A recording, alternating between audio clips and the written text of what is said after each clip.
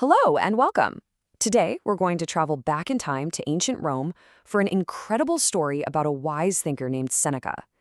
His life was full of huge challenges, but it also holds some really powerful lessons for all of us today. So let's dive in. We're heading back to the powerful Roman Empire. And as we learn about Seneca's life, I want you to think about how his story might inspire you, especially on your own learning journey.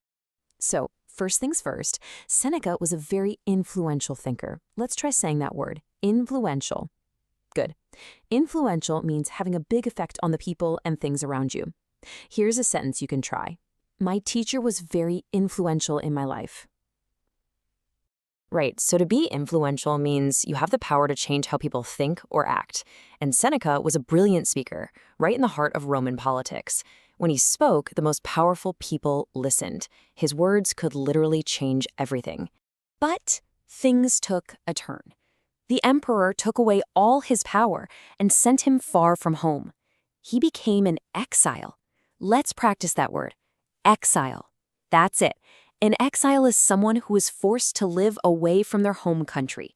For example, the king lived as an exile for 10 years. Being in exile meant Seneca lost everything: his power, his status, his home. He was sent to a tiny, quiet island called Corsica. Imagine going from being one of the most powerful men in Rome to that. It was a huge fall. At first, of course, Seneca was sad and angry. But then he had this big realization. He understood that even though the emperor could control where his body was, he couldn't control Seneca's mind. His thoughts were still his own. So after many years passed, a message arrived. Seneca was called back to Rome. But this wasn't just a happy return home. No, this was a new and very dangerous challenge. He was asked to be the teacher for a young boy named Nero, who was going to become the next emperor. Seneca's friend, Gallio, was very worried. He asked Seneca if he could really teach a powerful boy like Nero to be a good person. But Seneca felt he had to try. He hoped he could teach Nero about justice and help him become a good, fair leader. But Gallio knew something about Nero. He knew Nero was volatile. Let's try that word together. Volatile. Right. When something or someone is volatile, it means they change suddenly and unexpectedly, usually for the worse. You could say, the weather in the mountains can be very volatile. Right? Nero's personality was extremely volatile. It could flip in an instant and become very dangerous. Gallio was scared because he saw that Nero didn't really want wisdom or justice. What Nero wanted was applause and more power. And here we see the big problem. On one side, you have Seneca, trying to teach wisdom and build a just man.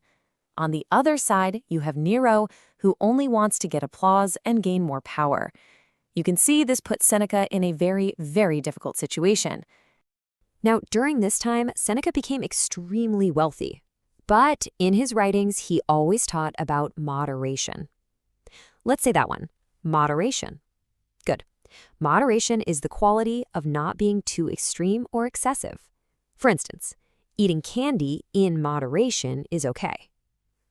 So because he taught about moderation while being so rich, people criticized him. They would ask, how can you tell us not to want too much when you have so much? And honestly, this was a huge inner conflict for Seneca himself, something he struggled with and wrote about all the time. Okay, so we've heard Seneca's story, his ups and downs. Now let's switch gears and connect this to you. How is Seneca's story like your story, especially your journey of learning English? When you're learning a new language, it can feel pretty overwhelming, right? There are so many new words, new sounds, new rules. It can feel like being in a noisy, confusing place, a lot like Seneca in the middle of Roman politics. It's easy to feel like you aren't perfect enough. And this brings us to the biggest lesson we can learn from Seneca's life. It's this. You don't control the world around you. You don't control if a situation is difficult. The only thing you ever truly control is how you choose to respond to it. So when things get hard, you can use that challenge to strengthen your resolve. Here's our last word, resolve. Great. Your resolve is your firm determination to do something. For example, she had a strong resolve to finish the race. So every time you don't understand something or you make a mistake, please remember, it's not a failure, it's a chance to make your resolve stronger. It's an opportunity to become a better, more determined learner. So I'll leave you with this final question. Think about Seneca, sent away to that island. He could have just stayed quiet forever. In your English journey, is the fear of making mistakes becoming your own private island?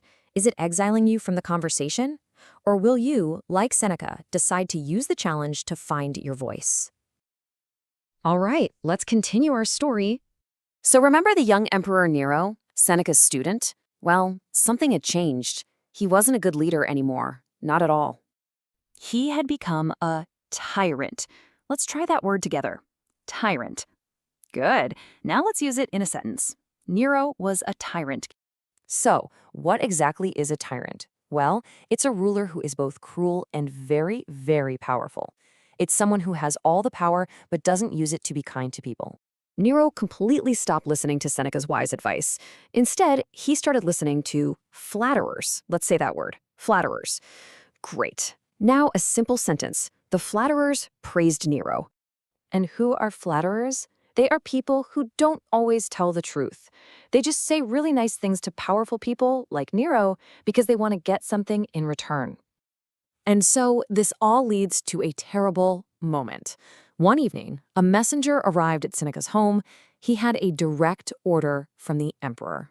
Nero wanted Seneca to die. Now, you'd think Seneca would be terrified, right?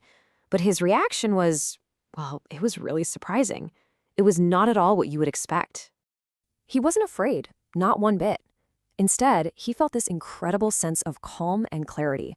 It was like, in that moment, everything suddenly made perfect sense. He realized that his whole life had been a kind of rehearsal. Let's try that word, rehearsal. Awesome. Now for the sentence. His life was a rehearsal.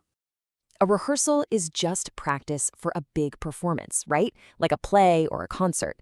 And that's exactly how Seneca saw his life. He felt that everything he had been through was just practice for this one final important moment. He didn't see this as a tragic ending. No, he saw it as his last chance to be a great teacher. He was going to show everyone how to be strong, even when facing the end. So imagine this.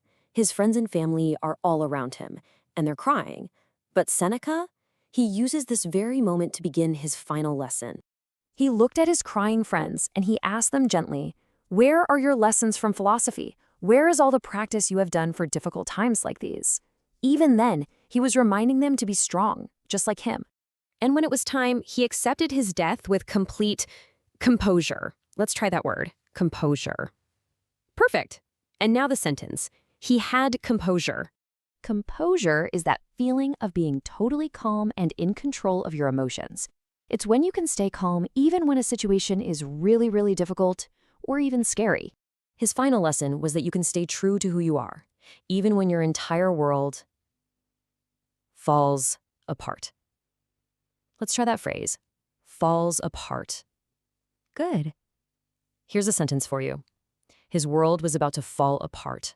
When something falls apart, it means it breaks completely. It fails. It's a disaster. But what Seneca showed everyone is that even when the world around you is a disaster, your mind can stay strong. Okay, so what does this ancient story have to do with you and learning English? Well, it actually has everything to do with it. Think about it. Seneca's big challenge was the tyrant Nero. Your challenge might be a different kind of tyrant. It's that little voice inside your head, the one that says, you can't do this, or your English is bad. That is the Nero of self-doubt. But here's the important part. Just like Seneca, you can choose how you respond to that voice. Every single time you try to speak a difficult sentence in English, you are being brave. Learning a language is an act of strength. And this brings us to one last, really powerful idea from Seneca that can help you right now. Seneca taught that we worry so much about things that might happen. We suffer from troubles that are only in our imagination, and often these troubles are not as bad in real life as they are in our minds. So, think about your own experience. Was there ever a time when you were very, very afraid to speak English? Maybe you were worried about making a mistake. But then, you did it. You spoke. And it was okay, wasn't it? It wasn't the disaster you imagined. I would love to hear your story about this. If you feel comfortable, please share it in the comments below. You can start your sentence like this: I realized that my fear was an imagined trouble. Thank you so much for sharing your stories of courage.